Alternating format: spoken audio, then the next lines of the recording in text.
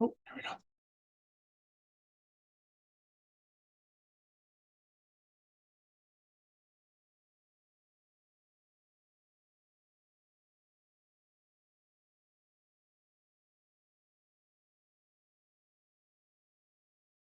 Thanks for joining, everybody. It's nice to see you all.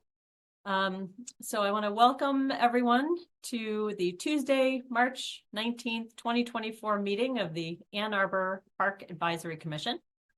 This meeting will be broadcast live on CTN Cable Channel 16 and online at a2gov.org/watchctn.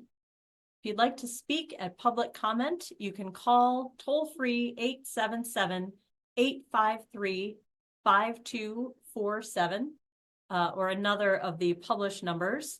And please enter meeting ID 960-2086-1136. And I believe we now have a quorum, and with that, we can call the roll.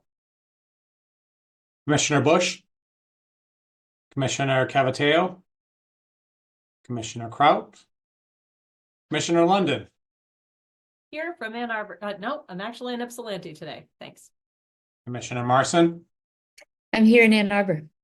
Commissioner Montague, Here from Ann Arbor. Commissioner Perlowski, Here in Ann Arbor. Commissioner Skylas, Here in Ann Arbor.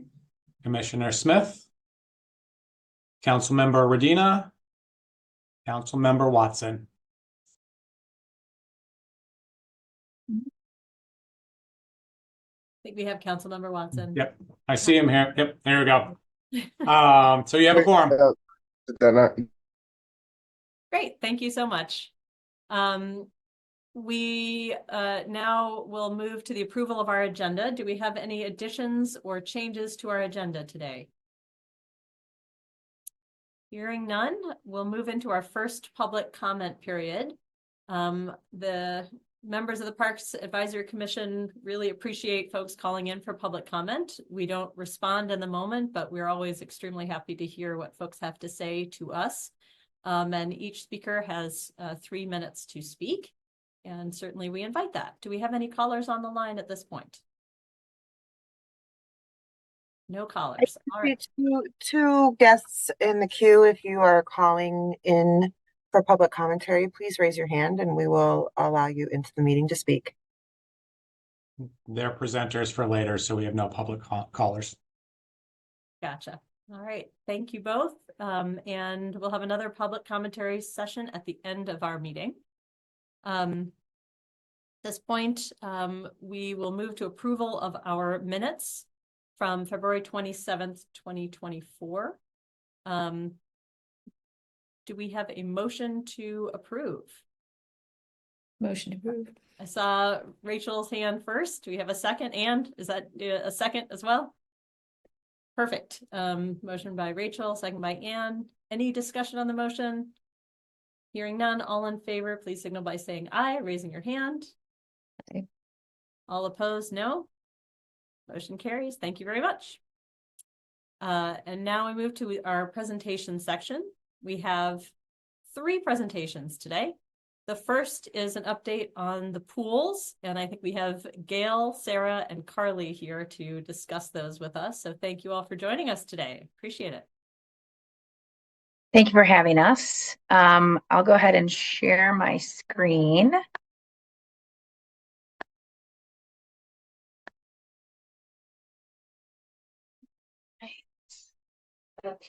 All right. My name is Gail Hearn. I am the recreation supervisor at Fuller and Mac Pools. And I'll let Carly and Sarah or Scott, I'm not sure entirely who's going to be following me, but introduce themselves when they start their part of the presentation. So today I'm going to give you an update on Mac Pool and just sort of like a year in review so far. And then I'll move to Fuller Pool and then hand it over. So Mac Pool has been really busy this year so far. We have given a lot of private lessons. We've had a huge demand for private lessons. And these numbers, so right now we've given over 900 private lessons and we're looking to end the season with over 1,300. And that is up from between 200 at this time and 400 ending the season last year. So our spring is usually one of our busiest times because people are trying to get ready for their kids to be out in the water during the summer. So that's been really active. You'll see our master's program is pretty active as well. And those numbers are growing after the pandemic. We saw a dip in those numbers, but we're starting to see that program re-emerge with lots of adult swimmers. And that's really exciting. That program is headed up by a gentleman named Kevin Dillon. He's done a phenomenal job bringing that program back to folks. You'll see we've been very busy with general swimmers, which, you know, at MAC is challenging because there's limited pool time, but we try to make the most out of it. So you'll see we've had over 1,300 general admission swimmers and lots of group swim lesson participants. We also have sort of changed our structure for regular access from a season pass to a punch pass. And one of the reasons that we did this was so that anyone in a family could use the same punch pass. So it wasn't just designated for one person, or if somebody wanted to bring a friend, if their kids are having a play date and they want to bring their friends, they can use the punch passes for them. So we've seen an uptick in punch pass use, actually almost doubled, which is really great. We are excited to have lots of folks in the pool. Probably the biggest highlight from this year at MAC is our swim team. In the fall, we had a swim session where we had a record number of swimmers, 161, which we were really excited about. That was up from 114 the previous fall. That was a record for us, yay. And then coming into the winter, we beat even that, which surprised us even more, with 173 swimmers. And that was up from our previous high of 139. So lots of folks in the pool, a really wide range of swimmers, right from our lap swimmers and families coming for general swim to our master swimmers, our swim lesson participants, and our swim team. So kind of the whole gamut is growing. I do want to take a second to highlight one of our phenomenal staff. We really are nothing without our seasonal and temporary staff. And Lorenzo Melendez is our head swim coach for the Ann Arbor Octopods. He is really the reason that the program is growing and has been so successful. He has been working for the last 3 years with us, came on as a lifeguard and swim instructor, and I really, you know, pushed him into being a swim coach. And he has really grown and shown a ton of leadership. The families and the kids love him. And as you can see, he has really grown the program. And the highlight actually came this weekend when we won the Southeast Michigan Swim League Championships for the first time in our 10-year history, which was really exciting. And we won by over 400 points, which is pretty phenomenal. So kudos to Lorenzo. He is really fantastic. Just some recent updates and highlights. So we got new lane lines at MAC Pool, which was very needed with all the usage. Like I said, we won the championship in our swim league. And we actually started a new spring Octopod session, which we thought was just going to be a small thing to keep kids in the water and work on stroke technique. We already have 100 swimmers registered, which is really exciting. We started adult group swim lessons this year and have served 27 adult swimmers. And these are like very beginner, a lot of them very afraid of the water. So really trying to reach a new group of swimmers and get them into our spaces. We are offering a women's only swim this year from 5 to 6 on Saturdays. Once again, serving some folks in the community that do not feel comfortable swimming with men in the space. And so giving opportunity for them. We also are piloting an Aqua Infants class, which is a drop-in class for folks who have babies that are a year or younger.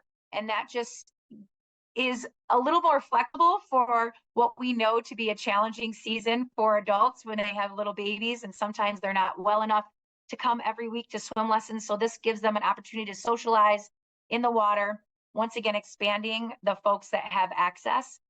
And then we've changed our swim lessons a little bit to serve our 3 and 4-year-old swimmers a little bit better. So what we found was that they were not progressing enough in our what was our lower level course, because they were with 5-year-olds. And if you know anything about child development, a 3-year-old and a 5-year-old in terms of their abilities are very different. So we're really trying to focus on that preschool age swimmer and offering a smaller class size, but once again, expanding opportunities for swimmers in the pool. So that's the highlights from MAC. And then I'm going to switch to Fuller Pool, which is actually, the season is coming quickly, but I'm going to sort of highlight where we were last year. Last year, we also had a banger year for our private swim lessons. In the summer, we gave over 1,000 private lessons. And this year, it's looking like those numbers will expand with our increased number of swim instructors. And we will be offering private lessons 7 days a week, both throughout the day and into the evening, especially for some of those folks who work, so they can have more access. We had lots of group lesson participants. And I think really the highlight from our summer is our day camp. We had 705 day camp participants last year. This year we have one last week, but we're looking at having over 800 participants. And we're really excited with the growth of that program. It's one of the key highlights of that program is that we give all day camp participants swim lessons throughout their experience. So we're trying to build swimmers in every way we possibly can. And so making that as accessible to people as possible. And as you can see, lots and lots of visitors. This is the highest number of visitors that we've had definitely since the pandemic, but even before that. So 43,000 visitors in 2023. My staff highlight for Fuller Pool is Art Caldwell. He is my day camp director. I actually met Art when he was in high school and I was recruiting at Huron High School, and I convinced him to come be a cashier for me. And he ended up being a cashier and then becoming a camp counselor, and then went away from us, came back and decided that he wanted to be more involved with camp and became our camp director last year. Just a phenomenal human being. He's 6'8", so the kids adore him and they think he's so cool, and he is really cool. And he really has just created such a safe and warm place for our staff and for our campers, and is really a great role model for them. And I just adore him so much. And so I'm super grateful. He will be returning this summer with us. And just some recent updates for us. We have some new deck furniture. As everybody knows, my goal has always been to create a public space that feels like you have access to a private space. Because we know not every person can afford a private pool, if we can make our public pool feel like that luxurious experience, then we are winning, because everybody deserves that experience. So new furniture on the pool deck. We have built more day camp sheds. So with our day camp growing, if you come to Fuller, you'll see the rainbow sheds at the end of our pool that house our day camp kids, and it creates a really meaningful space for them for our programming. We will also have new lane lines at Fuller this year, and really excited to sort of fill a niche that has not been a possibility for us. We will be offering drop-in water polo for adults Tuesdays and Thursdays during the summer. And actually, to start the season off, we're going to offer clinics for adults who maybe have never played water polo but are interested in trying, or have seen it in the Olympics or seen it here and there. We have a really strong water polo community, but for adults, there just is not a lot out there in terms of drop-in, just pick up, have fun in the pool. So we tested it out last summer and it was a real big hit. So we're going to relaunch it as a full summer program, similar to our drop-in masters program. And then last, something small that people might not realize has such a huge impact is that we added some small shelters at the end of our lap lanes to cover the hooks on the fence so that our lap swimmers' gear can stay dry when it's raining, which doesn't seem like a big deal, but lap swimmers will swim rain or shine, pouring rain, in fact, but their gear hanging on the fence, including their towel, always gets wet. So we're trying to offer them an option that's right there for them, but will keep their gear dry and just make the experience a little bit better.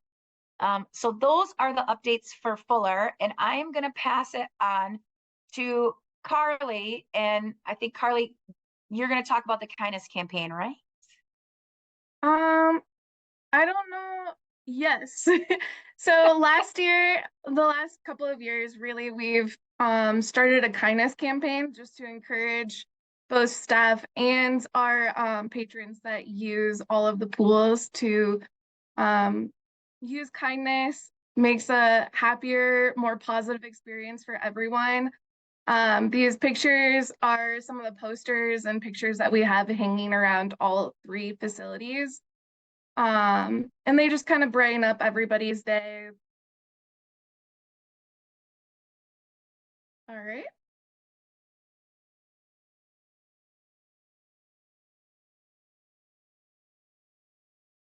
All right, and then Burr Park Pool. My name is Carly. I am the new recreation supervisor for Burr Park as of last May. Before that, I was a temporary employee for the last 10 years. And I worked at the Fuller and Mac. All right, next slide. So Burr Pool by the numbers. In 2023, a total of 22,765 people visited Burr Park. This number includes all of our programs, so our swim lessons, swim team, day camp, and then our general swimmers and rental groups. In 2023, we had 194 private swim lessons that were given. This is up 100 compared to last summer season or summer 2022 season. We had 177 group lesson participants and 405 participants during the 9 weeks that we had day camp. We're excited because we're gonna have more campers this season. And then to highlight a staff member at Burr Park, I wanted to shout out Cameron Schmidt, who is an assistant recreation supervisor. Cameron's first year at Burr Park was last season, but before coming onto that, he worked with Park Ops and the Ann Arbor Police. He jumped right into the summer season last year, which was extremely helpful, and has been focused on facility maintenance and ensuring the community and staff have a safe and positive experience. He has a great attitude at work and is always willing to help whenever is needed, and has helped out at a couple of the other facilities too. So some recent upgrades and improvements. Last spring, the infrastructure for the top pool was repaired, and then towards the end of last season, we had some issues with the pool liner in the top pool. So that's been repaired this year, and we're excited to welcome families back to the top pool for the 2024 season. A new windscreen along the pool fence and new lane lines have been added to Burr, which we're really excited about.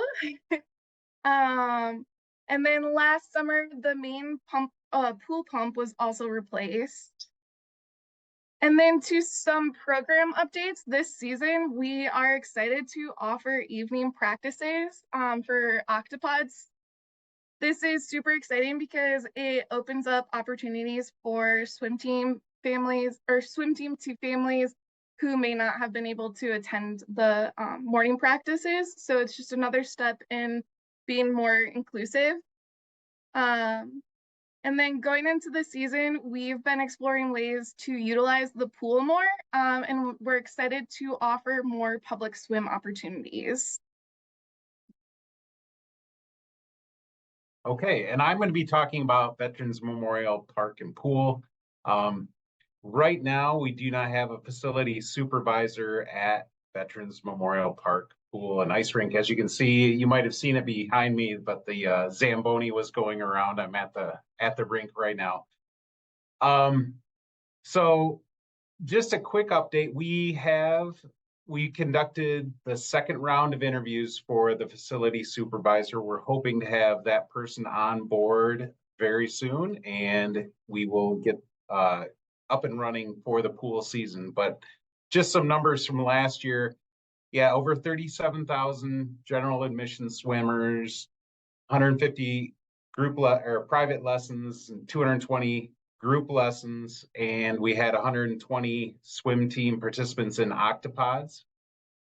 And our staff highlight is Peter Florence. Peter's worked at Vets for a while. This year he has also helped out at the ice rink. And a fun fact, he is a member of the University of Michigan Marching Band, and he's going to be spending 6 weeks in Rome this summer. I just learned that today. And one other small thing, like new lane lines are a big thing because we are also getting new lane lines at Vets, so that makes all 3 outdoor facilities. We're getting all 4 pools. We're getting new lane lines this year. So, and Carly is going to talk about swim team. Yeah, so some of the aquatic programming improvements, in regards to swim lessons, both Vets and Burr are gonna have 2 sessions. And both sessions at Vets, it's gonna be Mondays and Wednesdays, and Burr's Tuesdays, Thursdays. Along with the evening swim team options, Vets is going to offer evening swim lessons, which is also super exciting because this will allow more people who work during the day to use our evening swim lessons. All 3 pools have really worked on optimizing the pool space and increasing what we can offer. And then we are really excited to be working with all 3 pools more as a team instead of 3 individual pools. So we will have staff, all city staff or pool staff trainings. And this will allow us to have a consistent experience for both the staff and people visiting the pool. And then it will allow us to kind of help out when there are shortages at a certain facility. And then I don't know if Gail wants to say anything else about the swim lessons. No, I think overall, as you can see, like throughout this entire presentation, our sole goal is to give as many people access to aquatics as possible. And we are continuing to explore more and more ways to do that. We know that swimming is an essential skill. It is a life-saving skill.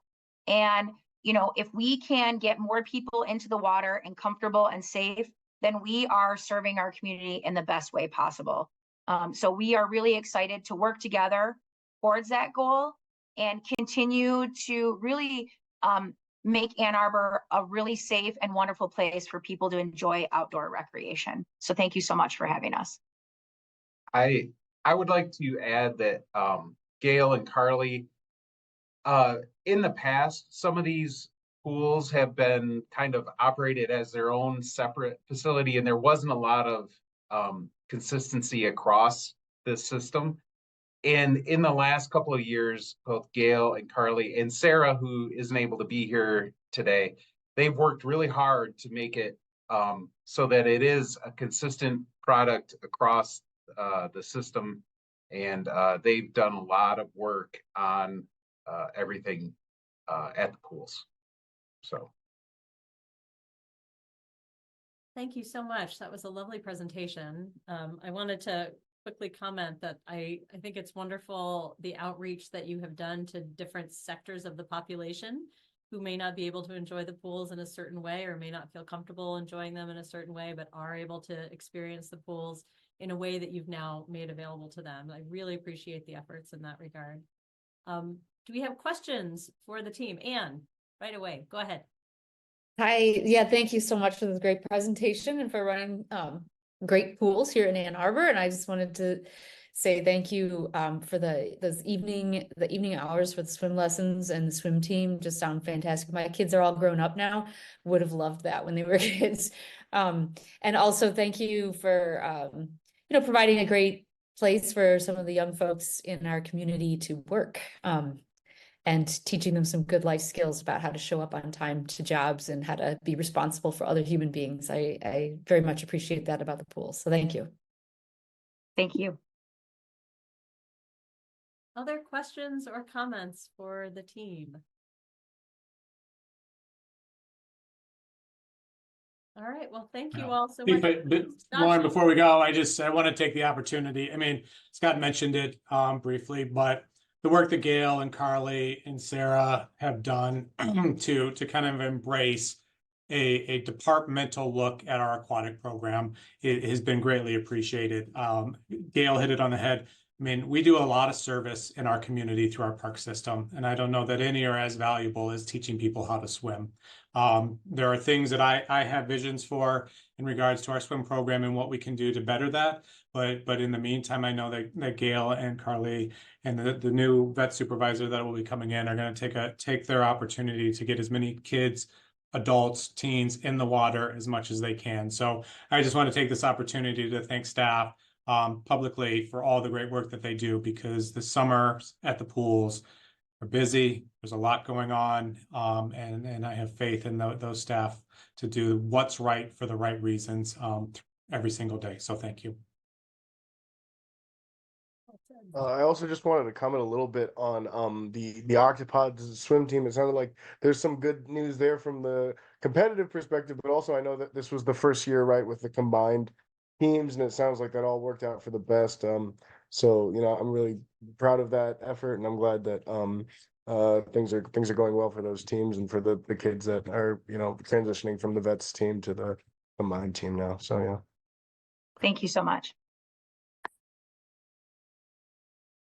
All right, thank you all so much for joining us. We really appreciate it. Great to have you. I think we will now turn to our next presentation, which has to do with the Merrifield Wildwood Drain Project. And I believe Chris Ellenboss is here to talk about that with us. Hey, Chris, how are you? Can you hear us? Good. Okay?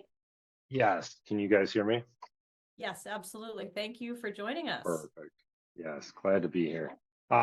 So yeah, Chris Ellenboss, I'm from OHM Advisors, but really here today, I'm representing City of Ann Arbor's engineering unit for this project. I was looking back, I actually presented to PAC August of 2000 on this project, and it has kind of dragged out quite a bit here. So really just want to, the project's finally going to construction, so just want to kind of walk everyone through what's involved, make sure you guys don't have any questions. And yeah, so I am going to share my screen here.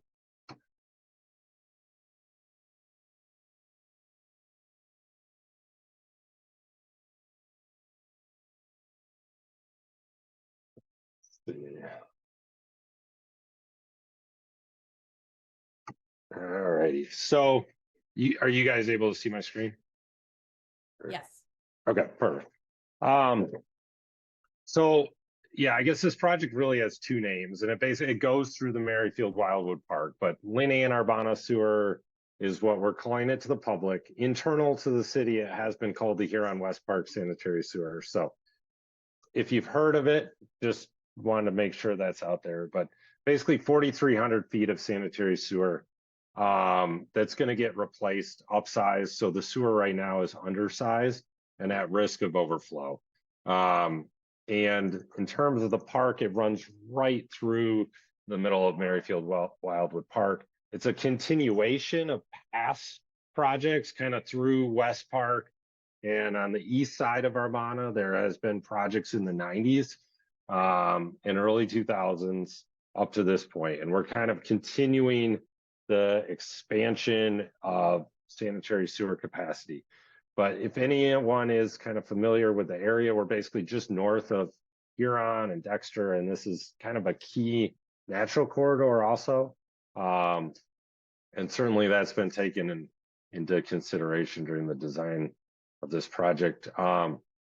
The construction of this is being funded through the city's development offset mitigation program. So just kind of heads up on overview of the project here. You know, we're looking at this route, which basically takes us through from Urbana basically through to Ravenna, and that's where you have the start of Merrifield Wildwood Park, with the natural area kind of between Wildwood and Ravenna, and then the main park area from Westwood to Wildwood. Like I said, there's actually 2 sewers that follow this existing route, 1 sanitary sewer, and then the county also maintains county storm sewer as well through the same route. There's really a few main impacts that I just want to go through, kind of talk through on this, and what we're doing to mitigate it. So the park does kind of represent kind of the middle of the project. So we will be using the large field that's in the middle portion of the park as a staging area during this project. I anticipate that the staging area is going to be set up in the first week of April, and it'll pretty much be there through the end of the year, so all of 2024. The sewer construction itself basically goes through the middle of the park. We are doing several things to try to mitigate our impacts. So under the basketball court, the playground, we will be installing the sewer with a trenchless installation. So basically the court, the playground, the trees that surround that area, kind of key point in the park, we're not going to be impacting that. As we look to the trail, so on the eastern area of the park, eastern side of the field, we will be open cutting that sewer. And there are a handful of tree removals. And I'm going to touch on kind of the overall tree removal kind of setup in a minute. But yeah, we basically follow the trail, the low spot of the park there. The bold orange line is our proposed sewer. The other lines you can see in here are actually existing sanitary and Hey, existing Chris. storm sewer. Yeah. So I can only see your first slide. Oh, So let me. there we go. Now I Okay. can see that. Yep. Yeah, I'm in presentation mode, Yep. but apparently it's on the wrong screen. I apologize for that. No problem. Everything made Uh, sense for a while, but now you're getting into talking about your colors, Yeah. and I should jump in.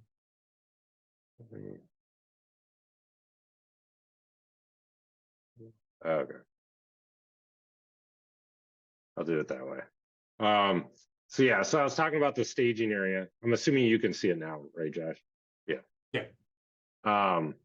So the large open field, we're going to use a staging area, trenchless installation under the basketball court. Kind of as you go, there's a trail that kind of goes through into kind of the lower area of the park. This park actually, 80 years ago, 100 years ago, was used as kind of a landfill, an old dump, kind of is what makes up this field. But then as you go further east, down into the ravine or the lower areas, that's where we're going to be installing the sewer by open cut. This imagery, I pulled this from my past presentation to PAC. There are a few areas that we've elected to now actually construct with additional trenchless installation that we, so we're going to be saving this group of trees. And then we connect under Wildwood and kind of over into the natural area portion of the park. There's really no public access on this side to the east of Wildwood here. And again, we're just kind of running through the low portion of the park on that side. We're also doing a small area of trenchless installation. There was one key oak tree, 504 here, that we're going to be saving with an area of trenchless as well. So I guess in terms of just overall park impacts, we're gonna have that staging area set up in the large field. 24 total trees are gonna be removed. So of that, 18 of them are invasive Norway maple. Every other one is basically 9 inches or smaller. So we're spending quite a bit to do a lot of trenchless installation to minimize the tree removal as much as possible. Unfortunately, given the lay of this area, we're following the low spot. We took a hard look very early in this project on whether we could possibly put the sewer anywhere else. It really wasn't an option. The trail that's in the park is going to be closed during sewer installation. Westwood, kind of right up against the playground and the basketball court, is going to be closed for a period of time. But like I said, we're not actually going to be impacting that area, even though we're going under it with the sewer. And in terms of schedule, we're looking, so contractors on board, we're looking at starting this project here in April. It's going to be kind of in terms of the park, pretty slow ramp up, but we will be setting up basically that fenced staging area. So all that will be a fenced area, so anyone using the park can't actually get into it. That staging area will stay there all year.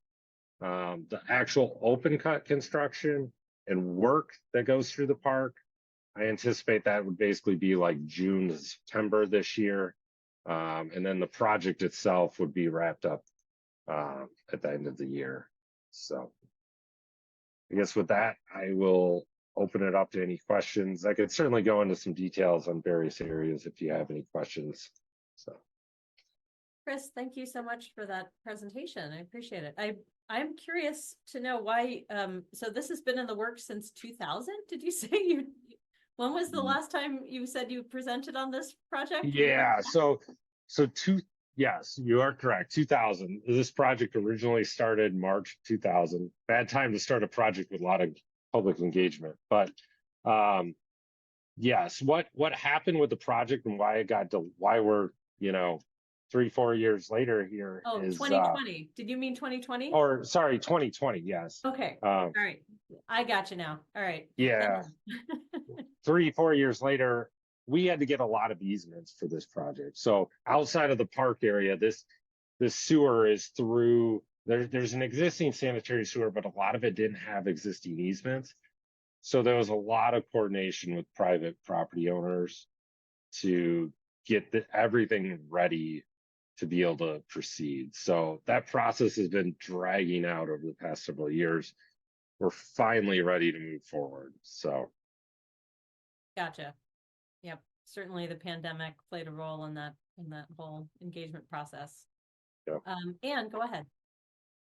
Yeah, so do I understand like the playground and basketball court will actually be open during most of this project, or will they also be closed off?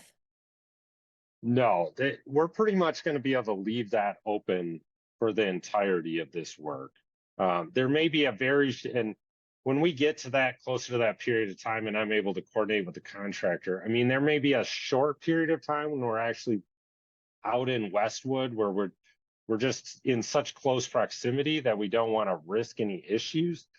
But otherwise, those areas remain open. Basically, we're going to install the sewer under those areas with a method called jack and bore, and basically push the sewer 15 feet underground under those areas. So on the surface, you actually don't know anything's actually going in. Okay. Yeah. That's great. Thank you. Other questions for Chris?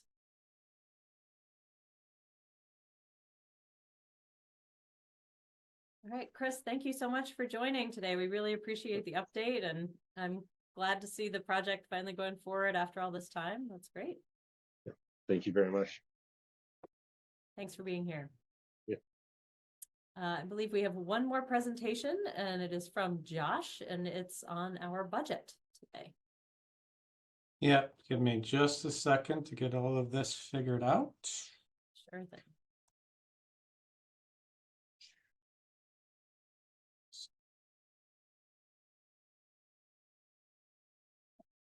can you see my screen? Yes. Okay, so I have a relatively short presentation. FY25 is the second year of the budget process. So a year ago, we presented to PAC the FY24 and anticipated budget for FY25 that wasn't approved by council because they can only approve 1 year at a time. But what it did do is get things in line.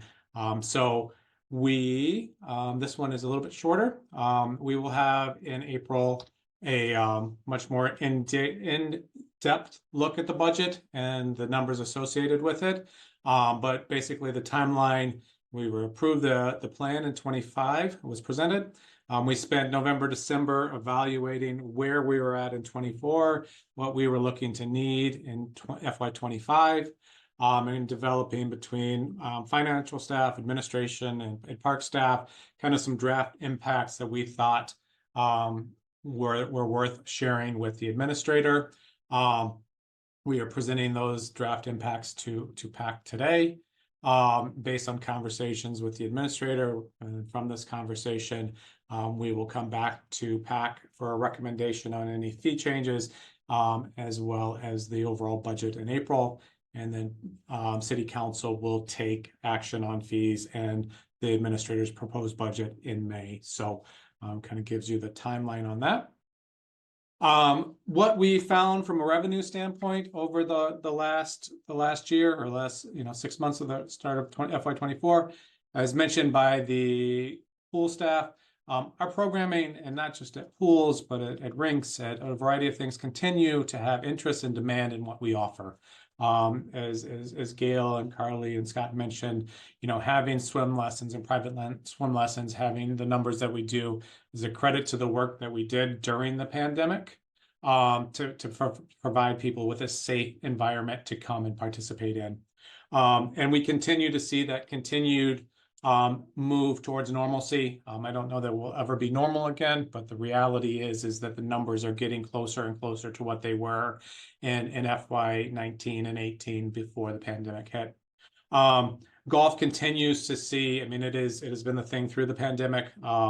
It was presented recently. In FY19 or in FY20, golf was at a $1.1 million operation.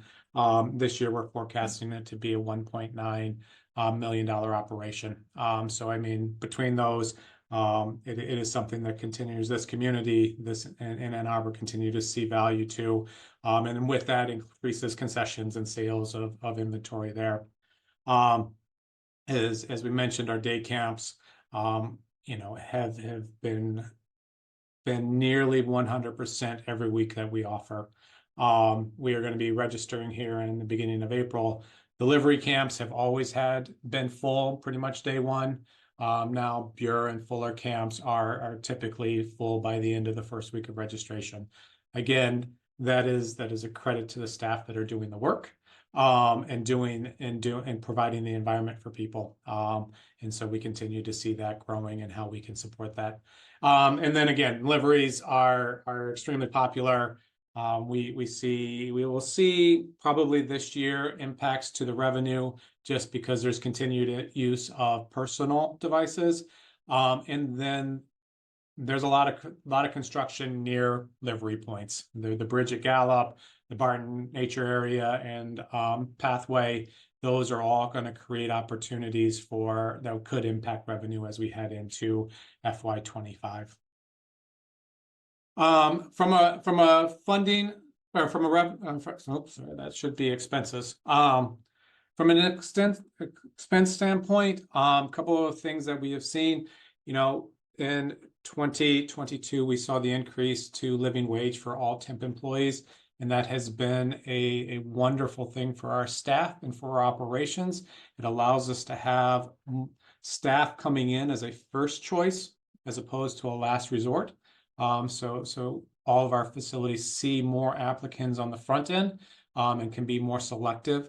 However, with higher wages, it kind of varies based on where people come in at. So we've seen a little bit higher wage expenses than budgeted, just because budgeting that increase was a little bit, was not as precise as we could have been. But again, we've had a lot of people moving in different positions. We've also spent some time reviewing our organization org chart to identify what are our needs moving forward and opportunities. And coming out of the pandemic, we've seen some of our full-time staff and some of our operation require more overtime than we had originally planned for. So we've seen an increase there. And just like at everybody's home, supply costs continue to go up. It costs more to buy things that we were buying a year ago or 2 years ago.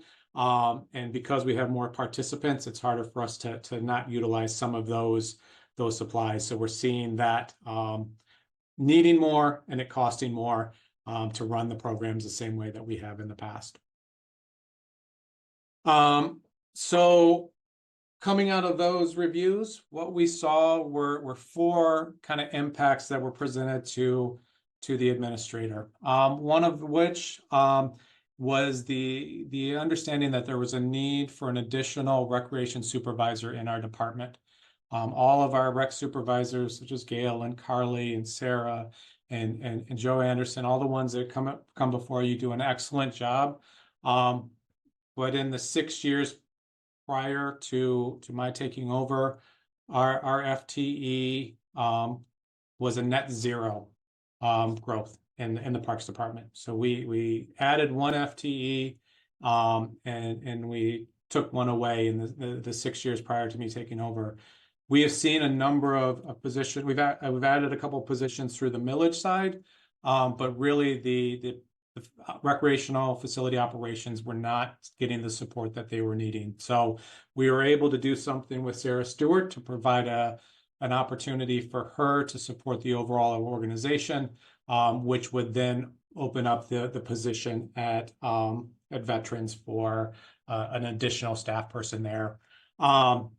And the way we were able to look at this is all of our rec supervisors have a percentage of money. All of our staff kind of work in both the general fund and the millage. And that has been based on kind of a historical way. We were able to adjust some inconsistency with those percentages to free up money in the general fund by pushing it into the millage. It's not the best way to do it, but it's a way that we can be consistent across top to bottom. As I mentioned with the supplies, there's a number of expenses that we just needed to adjust to the reality. Some of those things continue to be, supply costs, as far as concession items, as far as things chemicals for the pools, things that we need to do that continue to kind of be higher than anticipated.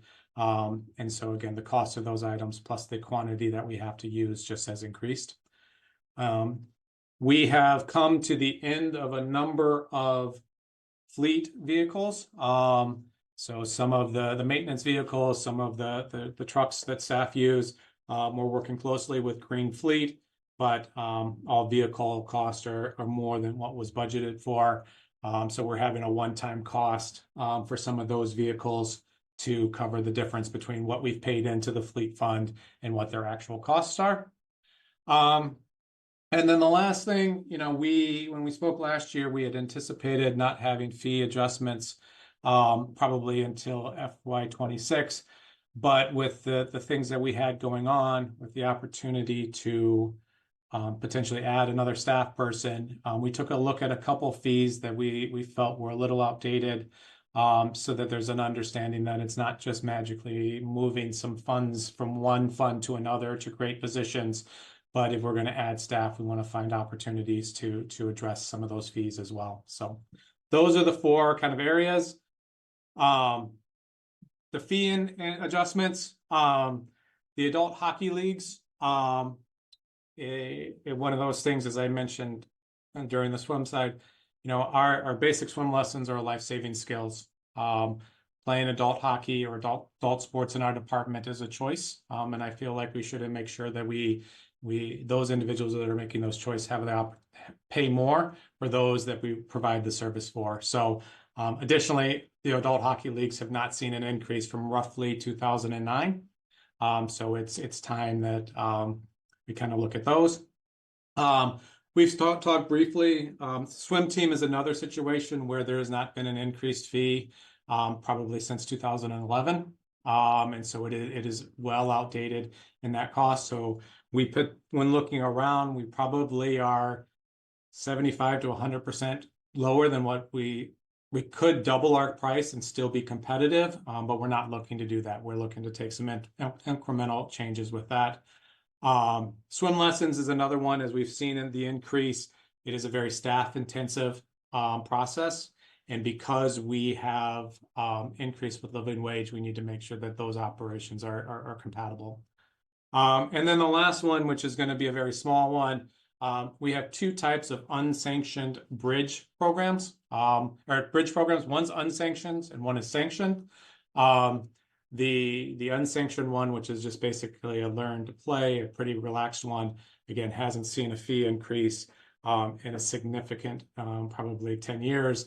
And there's going to be a minimal like $1 or $2 for non-member change with that one. So very, very small, but just trying to ensure that we're covering some of our costs in there during this time.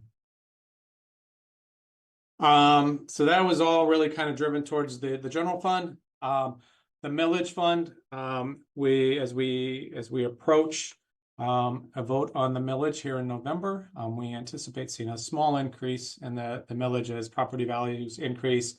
And the only real changes for the millage fund is just the impacts tied to the adjustments for the recreation supervisor and the non-recurring vehicle costs for vehicles that are paid for out of the millage fund.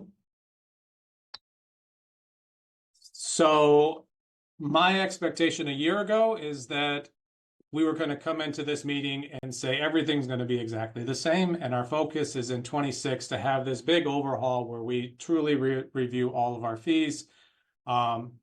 But between finance and administration, I was told that we have a few things that we need to address this year. And we have an opportunity to add staffing. So, but everyone who was not mentioned earlier will be reviewing fees and expenses over this year. You know, we understand that it is our job to provide an experience for the community that is quality and that is competitive and that is as cost effective as possible. But we need to make sure that what we're providing meets those needs and we evaluate those at times. We also have been spending the last 6 months kind of taking looks at different scholarship programs because we know that that is something that we can do better in parks and have staff that are very excited about putting that together and having a better program to ensure that those who want to participate can participate. But we will I anticipate having a full proposal on a new scholarship program probably late in 2024 in preparation for any potential fee adjustments for FY26 and beyond. So that is, like I said, it's an overview of what we're hoping to do. Will be a much deeper dive into numbers and specifics associated with it. But I'm happy to answer any questions about our budget, the process, and what we're thinking moving forward. So. Thanks so much, Josh. When do you anticipate the deeper dive happening? Just to get a sense of the timing on it. So it will happen in April, and what I will do is PAC will be able to we'll get information out to PAC earlier than we normally do, just so that you can review it. So my hope would be a lot of it's close, but early April would be there. So. Got it. Okay. So we're identifying the issues now and then looking at numbers next month. Yeah. Okay. Questions for Josh? Go ahead, Rachel. Thank you. Thank you for the presentation. I have 2 questions. The first is, here we go. Is there going to be a budget narrative that is included to PAC? Like anything that helps us explain the numbers we're looking at? I will definitely work on getting that and understanding where we're going with it. I think that we can put that together. Yes. That would be very helpful. Thank you. Yes. My second question is, can you please tell me a little bit more about the scholarship program? I missed that, sorry. Yep, no problem. So what the goal for the scholarship program is having a full proposal in preparation before we go to the next set of budgeting. We've been working through that. Our scholarship program has historically been a passive, for lack of a better term. You know, anyone that comes to us, we're really welcoming to it. We don't have a funding source for it. We don't have a program that really defines what it can be. And so I think that we're looking at other organizations, seeing what, you know, some nonprofits, what the school districts are doing, and being able to figure out how we can fund and move that forward. So for this year, there is not a new proposal for it, because we want to make sure that we do something that will be right for the years to come. And that can really be more proactive in how we do it. We will continue, anyone who applies, anyone who comes in that meets our criteria, we will work with them and provide those opportunities. But I think we can have a holistic look at a scholarship program that is much more engaged and intentional, and hopefully easier for people to participate in. Go ahead, Anne. Thanks so much for the presentation today. Looking forward to seeing some of the more detailed numbers next month. Do you anticipate that, you know, it seems like, as always, you know, the pressures on the budget are there. Do you anticipate any fewer projects that might have been planned or anticipated in 25, financial year 25, because of some of the increases in your other expenses? So appreciate the question. And, you know, obviously later today, we are asking for the ADA report to be adopted. We heard last month about the asset management study that'll be coming through. The number of projects that we will need to do is not going to get smaller. How we fund those is going to become more challenging. You know, the majority of our capital projects and a lot of our maintenance for our facilities comes from the millage. And the reality is we're fortunate to have a millage that's about $7.5 million. Of that, between $2 and $2.5 million goes to capital funding. And so every time that we have to pay a little bit into to pay for a new fleet truck or maintenance vehicle or staffing increases, all of that can potentially shrink down that money that we have for capital projects or for maintenance. So we are trying to find the right projects to do in the coming years with the funds that we know we have available, with what we anticipate coming about. What we hope in 2025 is we have fewer surprises. The walls at Vets, you know, leaking, the $500,000 that we had to invest into that was not expected. But it was a priority that we had to take care of to remain operational. The farmers market that Adam presented on last month was not an expected expense in our timelines. So the fewer of those unexpected ones, the more we can move forward. But we're going to be balanced to figure that out. Those are the bigger costs that we have to address compared to the some of the increases that we see with some of the cost of supplies and the fleet vehicles. They chip into it, but we those are the bigger things that we can't control. So hopefully that answered what you were looking for. Other questions for Josh on the budget?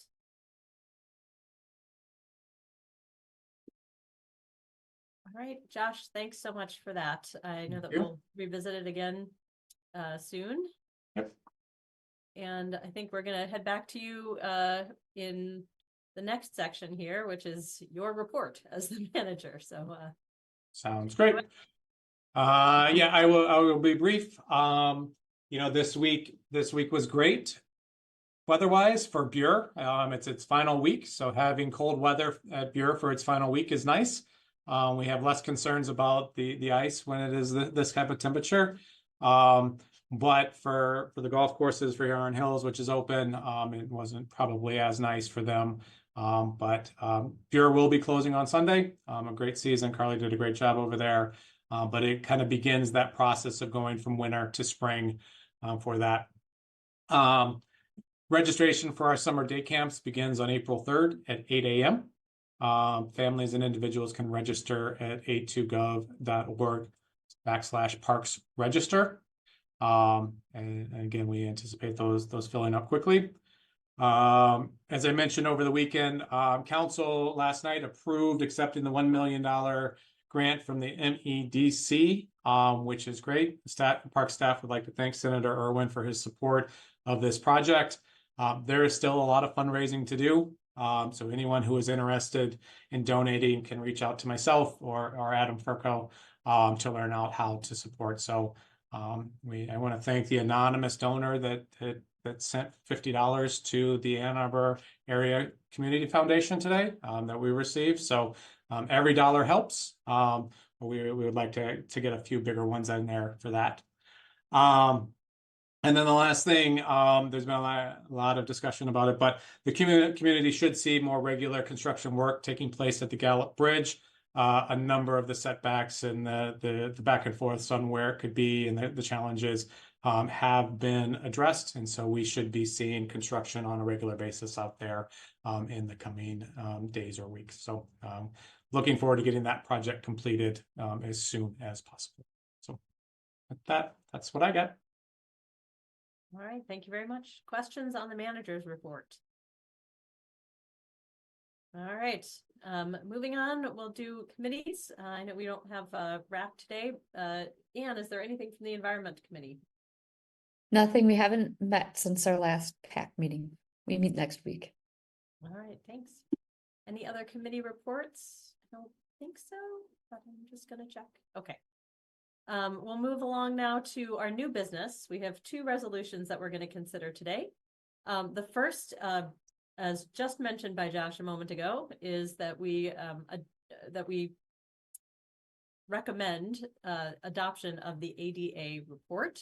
And we've got Adam. Hi, Adam. He's here to talk about that. So whenever you are ready, sir, go ahead and take it away. Thanks, Lauren.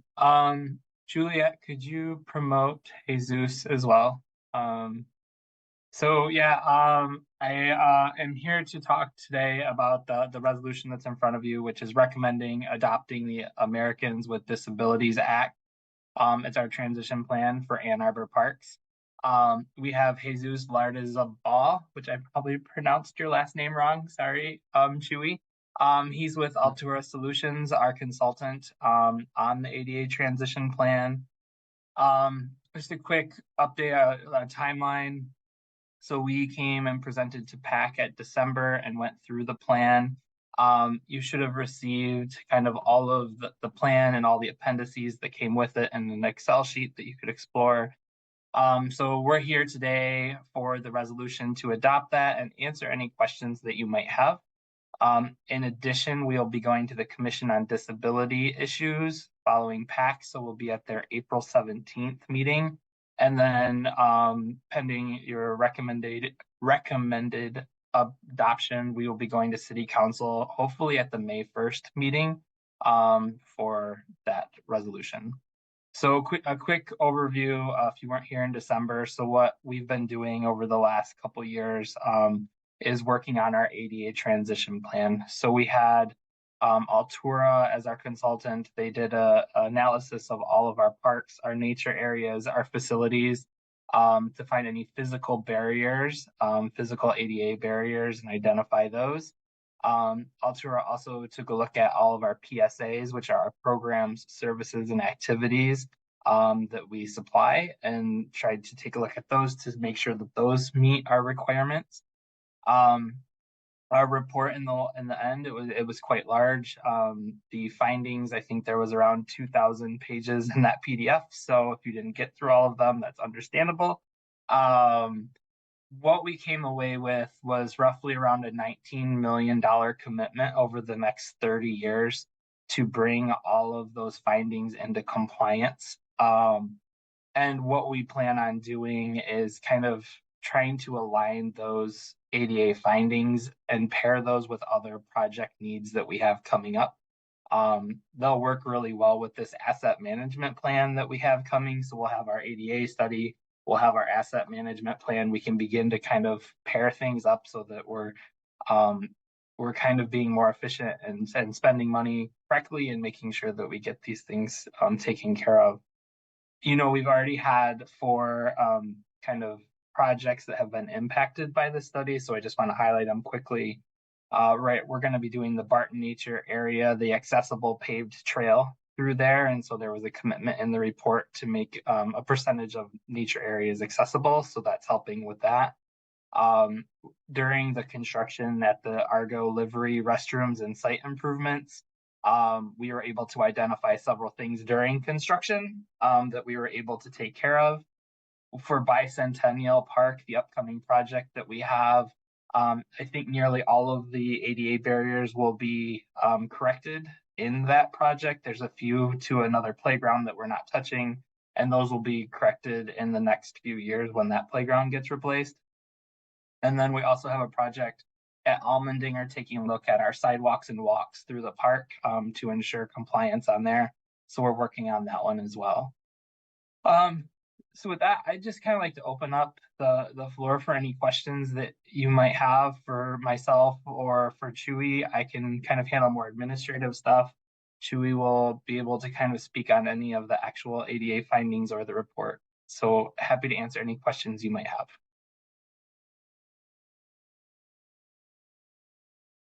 Questions for Adam or Chewy?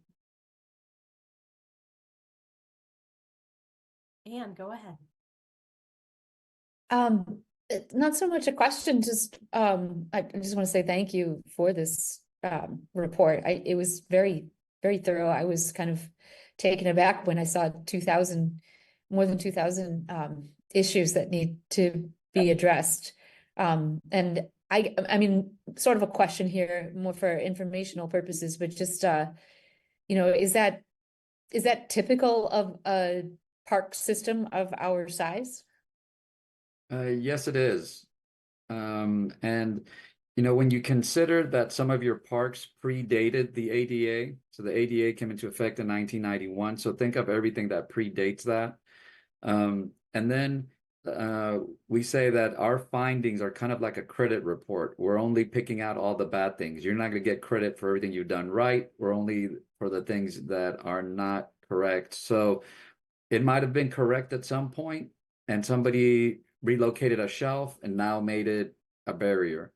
So even ongoing maintenance can sometimes make these issues. So yeah, it's a capture in time of what isn't correct and or a barrier, but it's something that can be addressed over time. Just like it took time to get us there, it's going to take time to get us back out. But unfortunately, yes, these types of barriers they were identified, we see all across the country for other park systems. Thank you. Yeah, like I took a look at more closely at like my neighborhood park, which is Virginia Park, and like even things like, the wood chips under the playground moving over time, and the path settling over time. It seemed like this is sort of an ongoing project to keep parks ADA compliant. They might be ADA compliant at one point, kind of like you said, but then over time you need to maintain that. Correct. Yeah, and that's a perfect example of something that's compliant, maybe when it's installed or the project is completed, but over time through wear and tear, they come out of compliance. And so Maintaining it is an issue. It's an ongoing issue. So even though we completed this project, there's a quote by Justin Dart, who's seen as the father of the ADA, who says, ADA is not the solution. It's the foundation on which solutions will be built. So now we have this transition plan in place, and this gives us the framework on which to build those solutions moving forward. I see Teresa with a hand up. Go ahead. Yeah, I just wanted to echo Anne's sentiment. I thought the report was really thorough and I really appreciated, access to all the different appendices. I was wondering, I really enjoyed looking at the public input survey summary. And I was wondering if you could just comment a little bit on the response to that, if you were satisfied with the amount of response in the survey, and if that's typical for, a municipality this size. Yes, turnout and input was actually better than what we've seen for other municipalities this size. I'm in Austin, and I think Austin and Ann Arbor share a lot of things. One of them is the involvement of the public.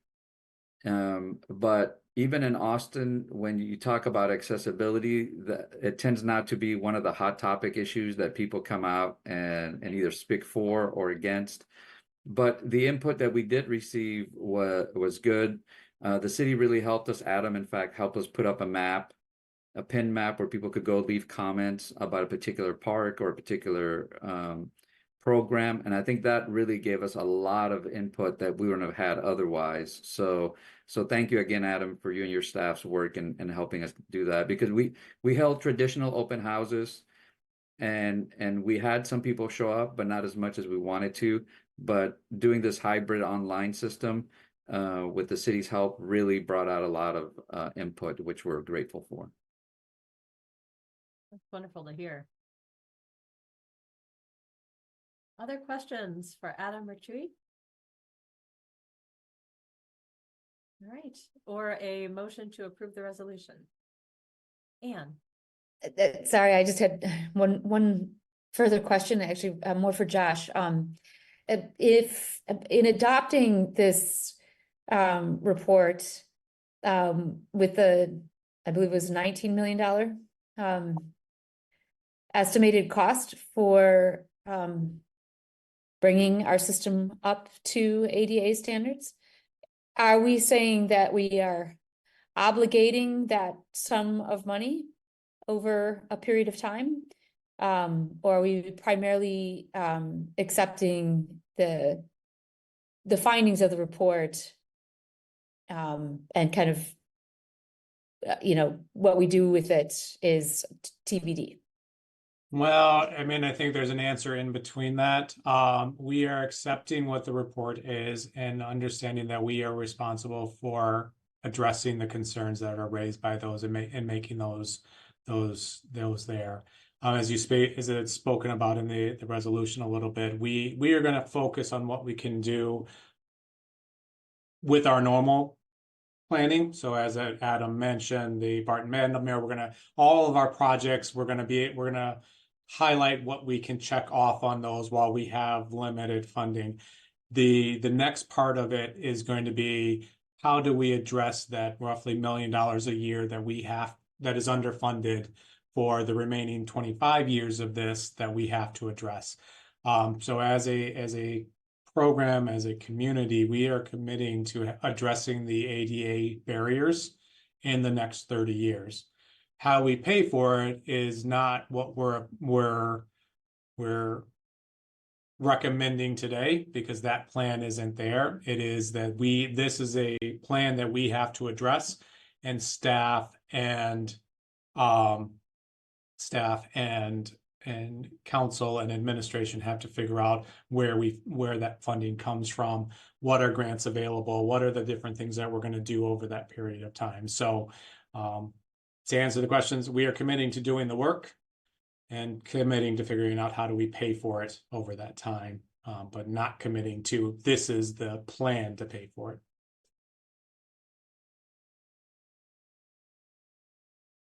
Then I would be happy to move that we accept these recommendations. So I think we have a procedural issue, and I think Yeah. that is that Tisha Montague is having some connecting problems, and she makes us a quorum. So we can't move the resolution until she rejoins the meeting. I believe, or we can't pass it at least. So we'll say that Anne has made the motion, and I think we can take a second, so we can sort of tee things up. But is there a second, Therese? Perfect. And why don't we can sort of tee this up and see if Commissioner Montague is able to rejoin us, at which point we can have a vote. Right. Is she on her way back in, do you know? I mean, I know she's struggling with it. I'm trying to connect with it, so. Sounds good. All right, well, we can kind of keep this on the table, but we can perhaps introduce the second resolution before us at this point, and hopefully we will have Commissioner Montague back online for the votes as we go through. But the second resolution before us is one to recommend Davey Tree on a contract, and we have Scott Spooner here to discuss that one with us. Scott, you Yes. want to say a couple words about that one? Sure. In 2023, we put out a request for proposals for routine park tree pruning and park forestry services. We received 3 bids, and staff evaluated the bids. And we came up with, after the review and scoring of the bids and the pricing, we decided that Davey Tree Experts were the best company to go forward with. It is a contract not to exceed $450,000 per year. And it is a 1-year contract with up to 4 renewals, each renewal not to exceed $450,000. A little background: in 2018, park operations was a part of Public Works, and then it came over into parks, and the park operations side came over. Up until that point, when for the most part, when trees needed to be pruned or removed for any reason, we would contact city forestry, and they would do that for us, and they would bill us for their time. Unfortunately, it was one of those things where we were never the priority for the forestry crews. And so when park operations came over to Parks and Recreation, that amount of money came back to Parks, and we decided at that point to go with an outside contract instead of having it in-house with city forestry. This will be hopefully the 3rd contract we have gone through with Davey Tree Expert Company. And they are also the company that the city forestry services use to do routine street tree pruning. So they're very familiar with the city and the standards that we're expecting of them.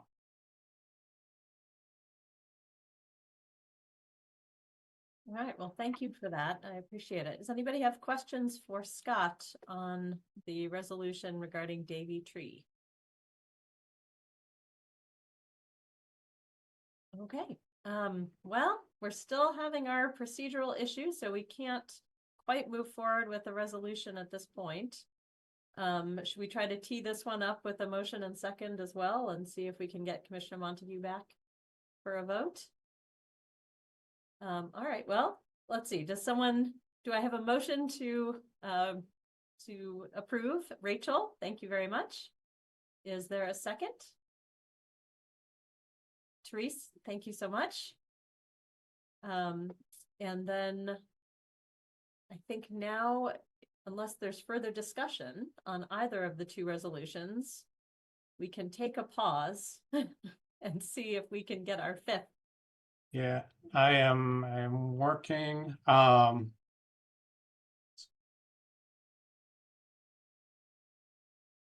Josh, is there a phone number that we could provide her so that she Yeah, could? I've sent that to her as well. I've tried a couple different ones, so I'm getting there. Hold on. She's trying.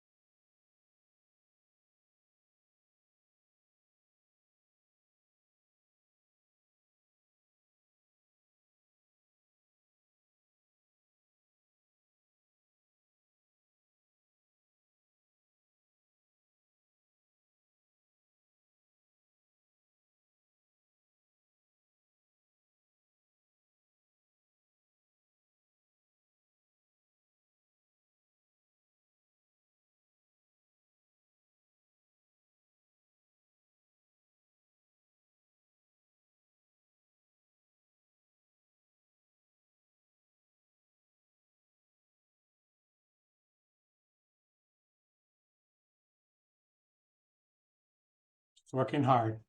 It's trying.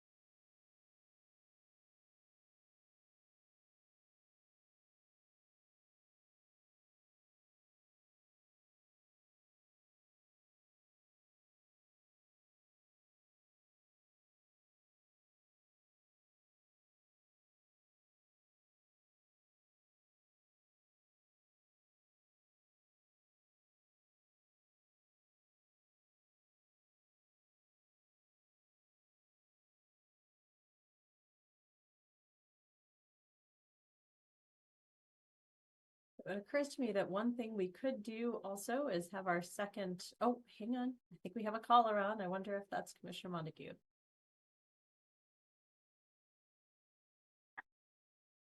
Commissioner Montague, is that you? Yes. Oh, wonderful. I'm so glad you were able to rejoin. We have two resolutions. The first is, as you know, to recommend adoption of the ADA report, which I believe was moved by Anne and seconded by Teresa. Support. All right, so I think all that remains is for me to say all in favor, please signal by saying aye or raising your hand. Aye. Aye. All opposed, say no. Wonderful, motion carries. And the second resolution is to recommend the contract with Davey Tree, which Scott shared with us. I may need to be reminded who moved and who seconded. I apologize. Oh, it was Rachel who moved, I believe, and Therese seconded. Any further discussion on this motion?